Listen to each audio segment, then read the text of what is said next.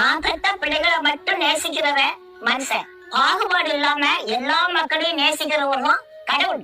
மனுஷர் முகத்தை பார்ப்பான், கடவுள் இருதயத்தை பார்க்காரு. வெள்ளையும் சொல்லியமா ட்ரெஸ் பண்ணி இருந்தா மனுஷன் மதிப்பான். ஆனா கடவுள் வெள்ளையும் சொல்லியும் பார்க்க மாட்டாரு, இருதயத்தை பார்ப்பாரு. எந்த சாதி சனங்கிறது முக்கியம் இல்லைங்க. நீங்க ஏழையா பணக்காரனா அதுவும் முக்கியம் இல்லைங்க. நீங்க கருப்பா சிவப்பா அதுவும் முக்கியம் இல்லைங்க. கடவுளோட பார்வையில நீதிதான் வாழணுங்க, அதான் முக்கியம். யாரெல்லாம் நீதிதான் வாழ்றாங்களோ அவங்கதான் எனக்கு பிள்ளைன்னு கடவுள் சொல்றாங்க.